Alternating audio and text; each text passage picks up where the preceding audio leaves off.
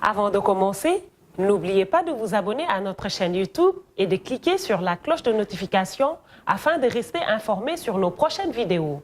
Besoin d'une piqûre de rappel sur l'état du marché? Nous avons ce qu'il vous faut. Bonjour à tous, je suis Jeannette Dian, chargée clientèle chez Finance Gestion Intermédiation. Voici le point hebdomadaire du marché financier régional. Cette semaine, la tendance est à la baisse pour les principaux indicateurs du marché des actions de la BRVM. En effet, le BRVM Composite s'est contracté de 1,01% à 197,7 points, le BRVM Prestige de 1,20% à 102,5 points et le BRVM 30 de 1% à 98,9 points. Cette semaine a été fructueuse pour les détenteurs des actions CETAO Côte d'Ivoire, Tract Afrique Motors Côte d'Ivoire, Bernabé Côte d'Ivoire, Bank of Africa Burkina Faso et Bank of Africa Mali qui ont représenté le top 5 des performances. En revanche, CFAO Motors Côte d'Ivoire, Onatel Burkina Faso, Solibra Côte d'Ivoire, NCA Bank Côte d'Ivoire et SAPH Côte d'Ivoire ont représenté le flop 5.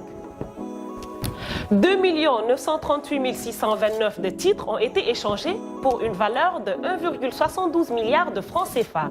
Sur le compartiment obligataire, la capitalisation boursière s'est affichée à 9 981 milliards de francs CFA, une baisse de 0,05% par rapport à la semaine précédente.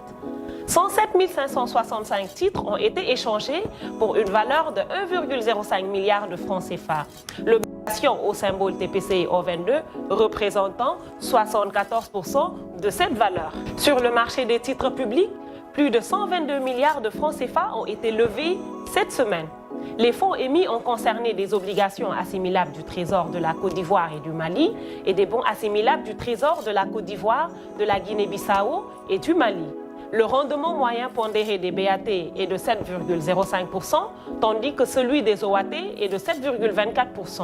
Le taux moyen de couverture des opérations s'élève à 120,92%. Par rapport aux actualités de cette semaine, Serveur Abidjan a réalisé un chiffre d'affaires de 2,66 milliards de francs CFA au premier trimestre 2023. Onatel Burkina Faso a affiché un résultat net de 22,37 milliards de francs CFA au terme de l'exercice 2022.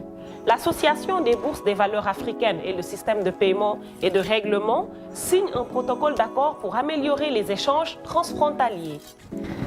Merci de votre aimable attention. Fructueux investissement à tous et bonne semaine boursière. Vous pouvez cliquer sur le lien en dessous de la vidéo pour lire l'intégralité de la revue. Et rendez-vous la semaine prochaine pour un nouveau résumé du marché. Avec FGI, l'avenir a de la valeur.